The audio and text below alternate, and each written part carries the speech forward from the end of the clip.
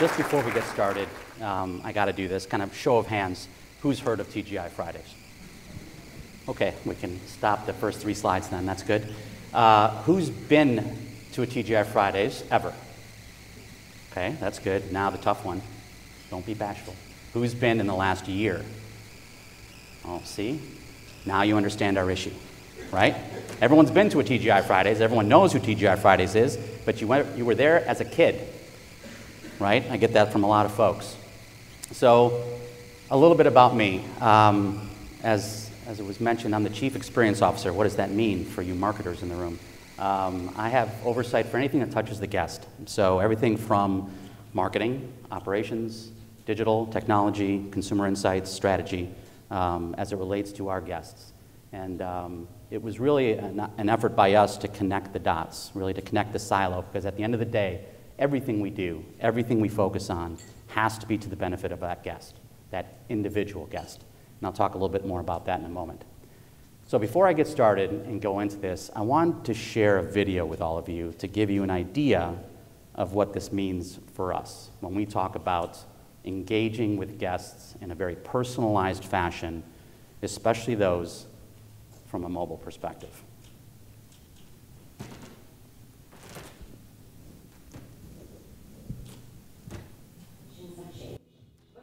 Dining has not. Let's do something about that. Let's stand out from the rest of the casual dining segment and give our guests exactly what they want: to be recognized, rewarded, understood, and have an easy, fun, delicious experience. Here's how we're going to give it to them. Our customers have a lot of options, so let's remind them we're here.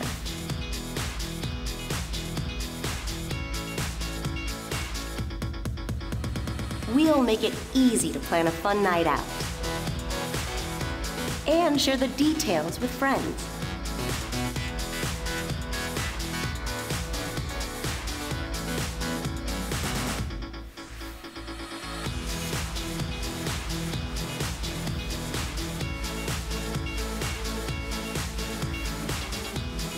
And with everything booked and pre-ordered from the Fridays app, the party can start as soon as they arrive. The moment our guests arrive, the Fridays team is alerted and jumps into action.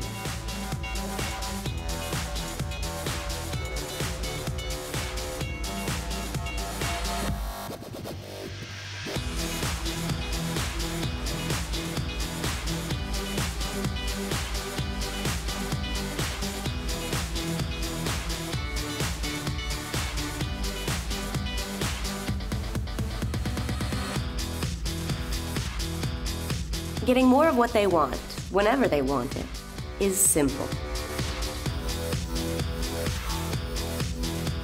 We know our guests have places to go, so we make paying easy and on their terms.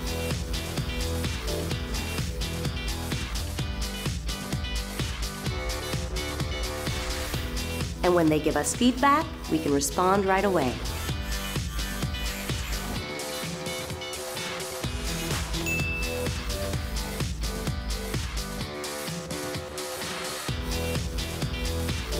Once we know what our customers like, let's make it easy for them to get it again.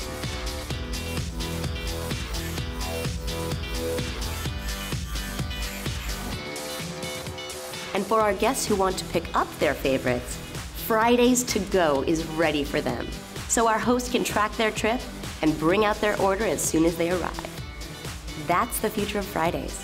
More integrated, more immediate, more interactive, and yes, more fun. We can create the best experience. So let's start today. What do we think?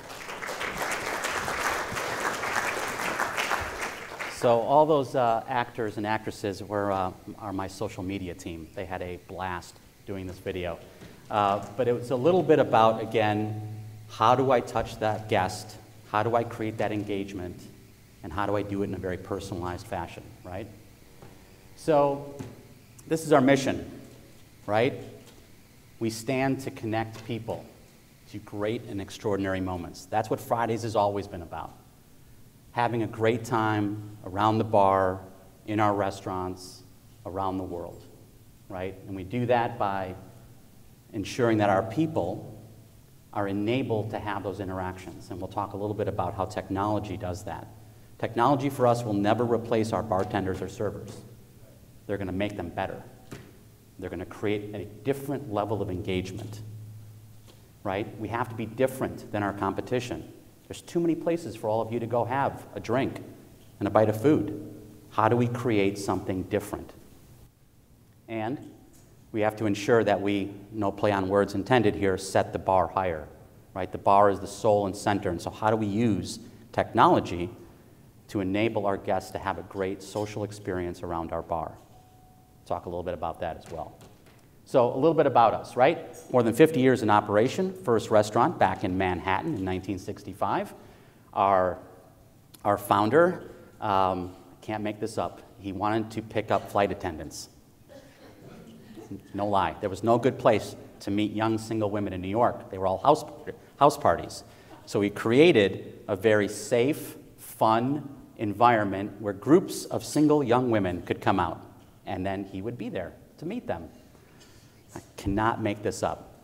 But this is what started Fridays way back long ago. We are the inventor of the potato skin, believe it or not. Right? Who's had a potato skin? Thank you. Invented right here. Forget the financial services guys in the room that talk about inventing the ATM. Potato skins. Okay? Happy hour, Long Island iced tea, right? We all kind of mark those as innovations from the Fridays brand over time. Today, we have over 900 restaurants in 60-plus countries. We're around the globe. We have about 500 restaurants here in the U.S. We're heavily franchised. We have about 10% of our chain is still corporately owned. And we have the pleasure of serving 500,000 people every single day. So remember that number when I start talking to you about the data we start collecting to be able to do the things that you just saw on that video. It's a lot. So our challenge, of course, is I'm not competing with Chili's and Applebee's anymore, right? I'm not competing with those direct competitors from a casual dining perspective. I'm competing for mind share on that little screen that people are walking around with. The battle for real estate right now, even though my head of development doesn't like hearing that, is not what corner to put a Fridays. It's how do I get on someone's little screen, and how do I stay there? How do I make it convenient and valuable and worthwhile for a guest to give me share of their screen, share of their mind, and not just their stomach, right? I compete against who in the room has their favorite airline or hotel app on their phone? Lots. Who has Open Table on their phone? Lots. Who has a specific restaurant chain app on their phone? See? A lot less, right? That's what we're competing against. So how are we going to win, right? When we pinged that gentleman on the video, we recognized them as an individual customer. I wasn't sending something to every single male between 35 and 45 that makes $60,000 a year and happens to like salad, right? Gone are the days of even getting down to what we'll call a microsegment. I need to know who John is versus Mary versus Susan if I'm going to win. I need to know and respect an individual and what they believe they want from me, right? I need to know who they are, or I become irrelevant. I become another voice in the wind, right? I need to save and respect their time. I need to make it convenient. What we found is when we tell people to give us information, to give us permission to use their information, we get it when we tell them what we're going to give them in return, right? If I can make it valuable to them, if I can make it convenient to them for you to give me some more information, and I'm honest about it, people are actually very willing to do it, even in the days now of Facebook tracking every pic and post that I click on, right? People will give you permission if you're honest and open up front about what you're willing to do with it. And for us, it's ensuring I can make the experience as convenient as possible. I need to reward their loyalty. We have 7 million people in our loyalty program, right? 7 million, it's not enough, right? We have about 50 million just in the US. right? So how do I get more? How do I even reward people? And we think about broader loyalty than those that just click the box, right? I'll give you a little stat. Jason from Buffalo ordered from us online last year 145 times. That is a loyal Fridays guest. This is the thing that'll kind of freak me out, but he ordered the same thing. Right? I can't make this up again. He ordered the sizzling chicken and shrimp every time. Guess what, though? He's not a loyalty member. Boy, I flew out someone to meet him and give him stuff, right? Because we have to reward that kind of loyalty, even though he didn't check the box. And we have to treat people like a Fridays insider. You would not believe the engagement we get when I, for instance, go out and I know people that really like ribs. And I know they like a specific kind of ribs, and I know specifically where they are and when they order them. And I ask them if they'd like to come in a night before we're about to debut a new ribs flavor. And I treat them like an insider. I treat them because I know them, and I personalize that message. What do you think that does in terms of engendering loyalty and consideration to a brand, right? But how can I do that? How do I know that unless I've collected the information and I'm using the right information? One of the first things that I was told coming in, a lot of experts out there, a lot of different providers, you got to collect all the data. You got to collect all the data. Fill the data lakes. Not true. You got to collect the right data. You got to collect the data that's going to be meaningful, that will create a decision, that will be relevant to a guest. All the data, meaningless, just takes up space, right? Be very careful about what you're collecting and why. Always ask the question, why am I adding this new piece? What is it going to do to make it a better decision, more relevant, and create an action on behalf of my guest? So for us, this opportunity, again, was to expand beyond casual dining, right? Because casual dining is a $96 billion sector. You know, not small, nice size, but I want to go after the $800 billion sector, right? Because that's where every occasion of food and drink sits, is 800 billion, not just 96. I don't compete against Chili's and Applebee's. I compete against Panera and Starbucks and Blue Apron and Kroger, for Christ's sake, created a restaurant, right? If you drew a 5-mile radius around a Fridays 10 years ago, there was 12 other places to go have food and drink. 12. That was only 10 years ago. If you drew that same 5-mile concentric circle around a Fridays today, there's 250. Gas stations are offering sushi. I wouldn't recommend it, but they are, right? So how do we create a different mindset for our guests? How do we create and be part of a consideration set that's different, no matter where they are, right? Because no one's just sitting in the same spot when they say, I'm hungry. No one's sitting in the same spot when they want to figure out where to go have drinks with their friends. People are moving. But the nice thing is, people are all walking around with one of these, right? Everyone's walking around with one of these. 98% of the people that walk into our restaurants walking in with one of these. So I know who they are. And if I can touch them differently and touch them both when they're outside my restaurant and inside, I can do something special for them. And I become more of a best option and more frequent option. So how did we really want to think about this journey? When we first started, that question is, what are we solving for, right? So we used to have, we send emails and direct mails and things like 1 to millions, right? The salad people loved when they got a ribs promotion, right? You don't know me, delete, unsubscribe. I've lost you forever. Because I didn't know them, right? I need to know who these people are. I can't be disconnected and one-off. I got to have right message, right time, and right channel. If I know you're a Facebook user and not a Twitter user, then what am I doing on Twitter? I got to be on Facebook. If I know you like to talk to Alexa, then I got to be there. I got to be where you are, not where I think I should be. I need to personalize and localize that mobile experience. This was very important, and I'll give you an example here in a moment. Obviously, omni-channel, we all talked through that, and we've spent a lot of energy and time this last 12 months around AI. That really helps us do everything that we've talked about at scale. And the interesting piece about this was, as we got to learn about it, is as we learned, the machine learned. It was kind of a joint learning. In fact, we gave all our AI tools baby names because they were truly infants, and we were teaching them along the way. The interesting thing was it went beyond, if this question respond with A, B, or C, right? That's statistics, right? What this enabled us to do is the machine would actually create response D. And the response was based on what did I want that next best action from that guest to be when they're walking around using their phone? Did I want them to make a reservation? Did I want them to add one more thing to their cart? What did I want them to do? And then the machine started to learn, well, with this kind of content at this specific time, you can actually create that next best engagement. And it learned. And that was pretty interesting.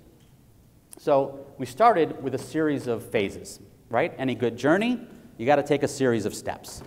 So the first one for us, as you can imagine, was we got to understand our guests, right? We got all this disparate data. I got social media data, I got POS data, I got guest relations data, I got data everywhere. But I have to get it all together and really stitch the dots, get a 360 view of an individual guest so that I can use it later on, right? So I then started to use it with, again, sending specific personalized mobile messages to folks. So for instance, if I knew John, this was a very early test, John ordered last Tuesday at 6:30.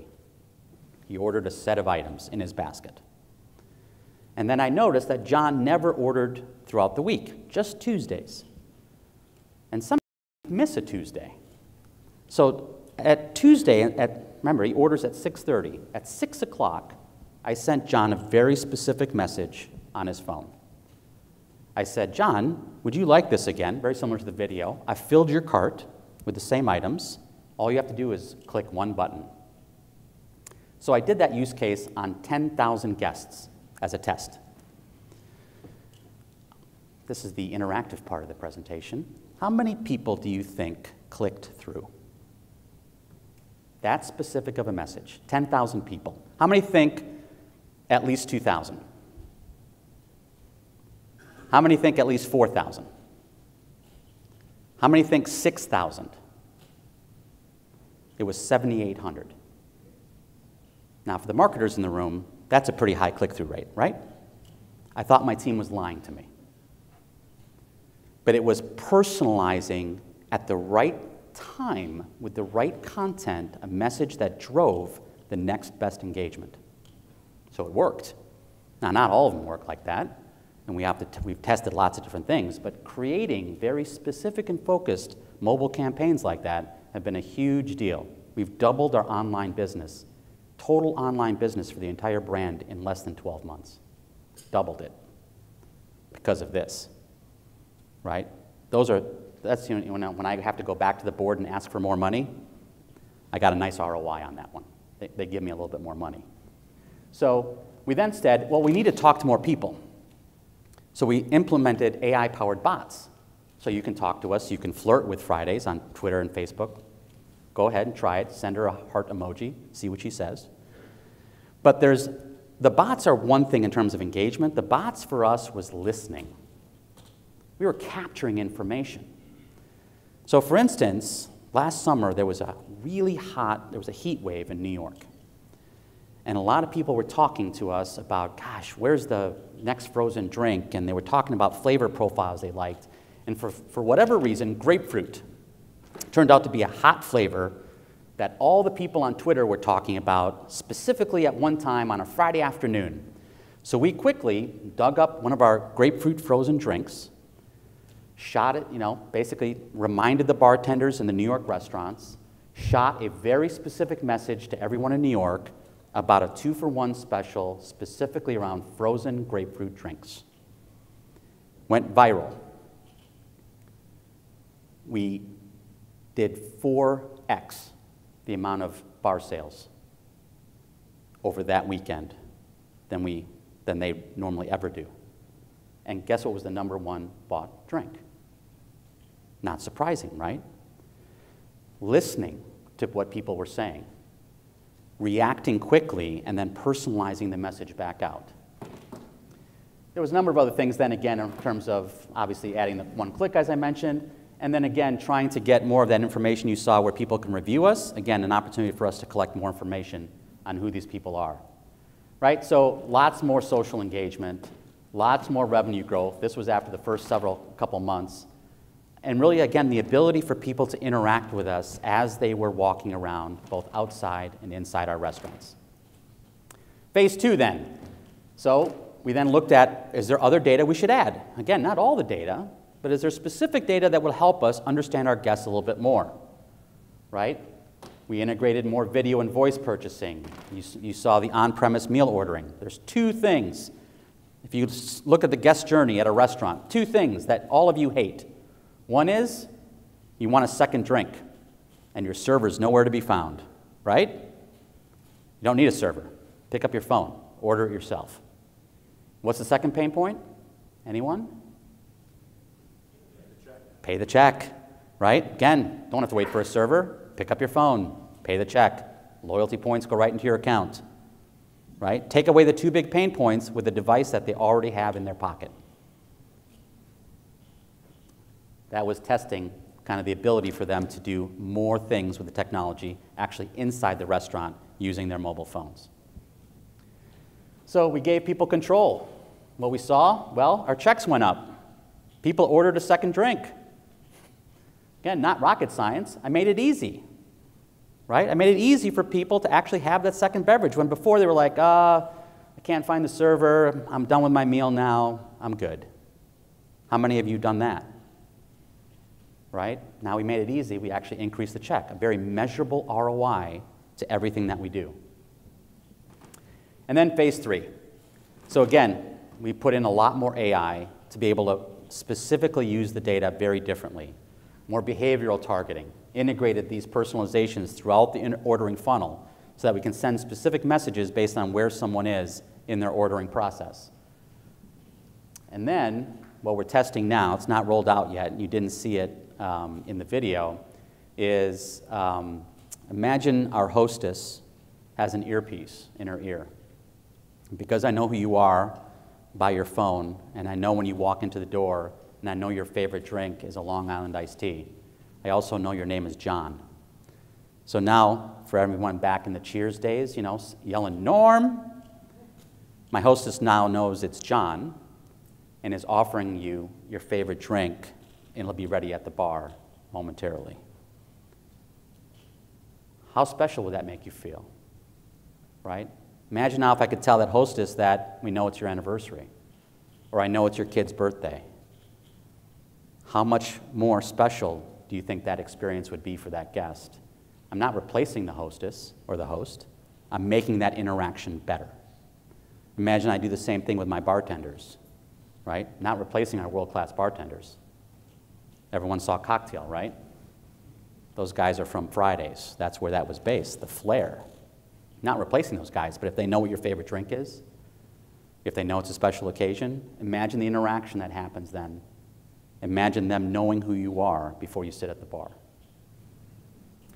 So really, again, this is all mobilely enabled, right? We're never going to have kiosks in a Fridays, right? Everyone walks in with their own device. Everyone will always walk in with their own device, right? But it allows us to be experiential, allows us to integrate and interact with people differently no matter where they are. And we integrate this across our platforms and especially around loyalty. So one of the things, I'll give you an example where we're bringing this to life. So you've got your phone, you're at the bar, and we introduce you to Flanagan. Where did Flanagan come from? I gave you a hint earlier. Cocktails, Tom Cruise's character. So Flanagan is not the picture on the left, right? We were always going to have world-class bartenders, but imagine you walk in and this pops up on your phone. Why are you here? What's the occasion? Right? Get to know a little bit about you. We don't want to kill you, so we want to ask what dietary restrictions you have. This was interesting to me when I first saw the technology. Like, we're making a drink, right? Shellfish, fish, gets better. It asks you to choose what do you like and what do you like, right? Are there certain flavor profiles? And these things scroll through your phone, so you can choose from about 50 different flavors. You can pick as many as you'd like. And then you also get to name your drink, which our guests have a good time doing. People have asked me, why don't you make it an open box? I'm not that brave yet. So you have to pick one of the names we give you. But again, these scroll, and there's 50 to choose from. And then our AI tool behind the scenes, which has consumed every known cocktail recipe ever made, takes all that information and creates for you that night at the Fridays bar a one-of-a-kind drink. Never been made before. This is beyond secret menu. This is your drink, not on any menu. Now imagine that experience, right? Imagine then that guest trying this, posting it on social media, saying, come tonight because my drink is being made at this Fridays this evening. Now imagine we take it a step further and you're sitting at home and you open up Fridays, right? Today you can sit at home, open up Fridays, and order anything you want without even pulling out your wallet. We're integrated with Amazon Pay, so you can just order at will. Please do so. But imagine you're sitting at home and you can open up Fridays and you say, Fridays, I've got vodka, grapefruit, limes, and grenadine, and maybe some nutmeg. Can you make me a drink? And the Fridays bartender, Flanagan, makes you a drink and sends you the recipe. Now who's the bar authority? Now who do you consider when you want to go have a new cocktail or in the mood for something new? Who will you think about next? So this is pretty fun. I've only got it in 4 restaurants right now, so it's not anywhere where you are, but my guests, my bartenders absolutely love it. We'll probably be rolling it out in the back half of the year. But it's how do you bring technology and a device that people are already walking around with into people's experience? How do you create something very personal, right? So to finish up, and we'll go to questions, three final lessons learned. I'm a big fan of saying that my mission at Fridays is to ensure that we are thought of as a technology company that happens to sell ribs and beer. I got my CEO to say it, so I've made progress. My board, not so much, but we're getting there. But what does that mean? It means we have to be innovative. It means we have to continue to ask what's next. It means we have to do things for the benefit of the guests that drives a different perception.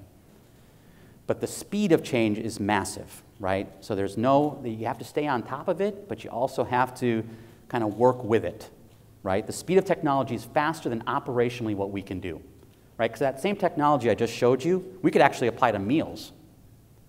But my kitchen team would kill me. Can you imagine prepping for unlimited secret meals at every restaurant? Yeah, my head chef has already told me he will shoot me dead, right? So operationally, the organization has to be ready for technology as well. Not just your guest, but internally. How do you muse and fuse the two to create the benefit? Don't be the smartest person in the room. A lot of smart people out there. A lot of smart people. We hold a quarterly Shark Tank competition at Fridays. We bring in startups every quarter, 5 or 6 people, and they just tell us what's new, tell us what they're working on, tell us what's different. We always ask the question, what's next? They bring that to the table. Don't be the smartest person in the room. And then really, I have to do this because of my title, right? But you have to start with the guest. You have to start and end with the guest, and it has to be something that they are going to feel is to their benefit, right? That's the only way you're going to get an ROI. If you can't measure it from their perspective, it doesn't exist. I don't care when people come to my meetings and my team and they go, well, we think we should do this. I don't care what you think. Right? I care what the guest thinks, I care what the guest is going to use, and what the guest is going to feel is valuable to him or her, because that's how we're going to win as a brand. That's how we're going to win in this industry. With that, I want to thank you so much for listening to me ramble for a few minutes here. Obviously very proud of what we've accomplished at Fridays. And I hope for those of you that did not raise your hand, that you've not been to a Fridays in the last 12 months, that you'll give us another chance. Thank you so much.